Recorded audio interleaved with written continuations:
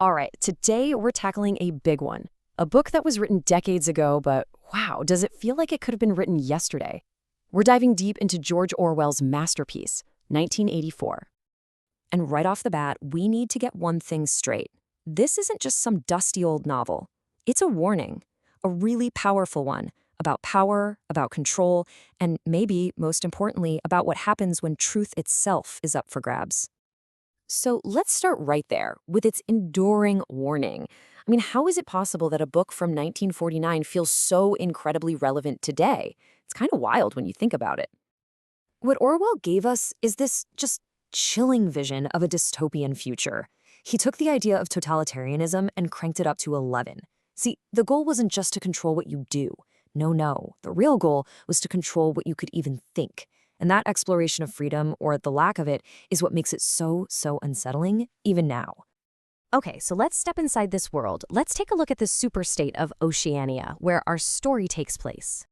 So, what's life like here? Well, in a word, bleak. Everything is run by the all-powerful party. Their leader, a guy named Big Brother, who is, well, he's always watching.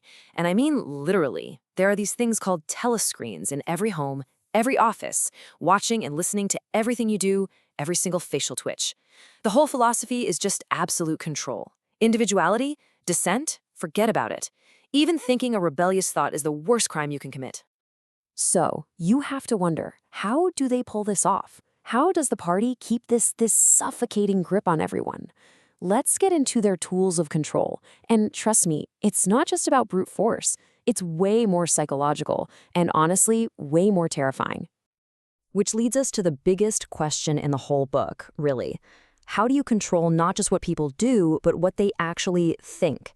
I mean, how do you achieve total mental domination? Well, Orwell came up with two pretty brilliant and pretty chilling answers. First up, Newspeak. Okay, so imagine a language that's designed to shrink. Every year, the dictionary gets smaller and smaller. Now, why on earth would you do that? Well, think about it. If you get rid of words like freedom or rebellion, how can anyone even think about those concepts? If the word doesn't exist, the thought can't exist either. It's mind control through vocabulary, absolutely genius and absolutely terrifying. And then there's the second tool, which might be even scarier. It's called doublethink. This is basically the ability to hold two completely opposite ideas in your head at the same time and believe both of them. War is peace, freedom is slavery, ignorance is strength.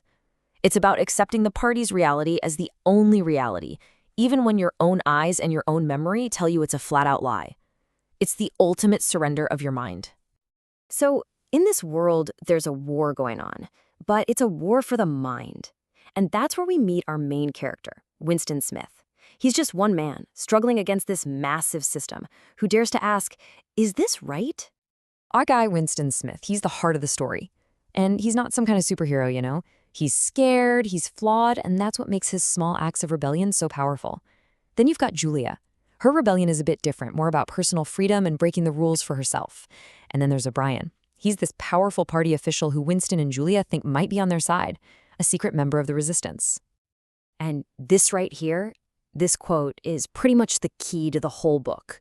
Who controls the past, controls the future. Who controls the present, controls the past. I mean, just let that sink in for a second. For the party, this isn't just some catchy phrase. This is their playbook. This is how they control reality. And how do they control the past? Well, we see it through Winston's job. He works at the Ministry of Truth, which is, of course, a totally ironic name. So here's his day. He gets an order to change some fact from the past. He goes into the archives, finds the original newspaper or document, and rewrites it to match whatever the party says is true today. And then, this is the crucial part, he throws the original down a memory hole where it's burned and erased forever. Just like that, the old past is gone. It never existed. It's literally a 9-to-5 job of destroying reality. All right, so this brings us to the book's incredible legacy. Because all these terrifying ideas, they didn't just stay inside the book. They jumped right off the page and into our real world, into our vocabulary.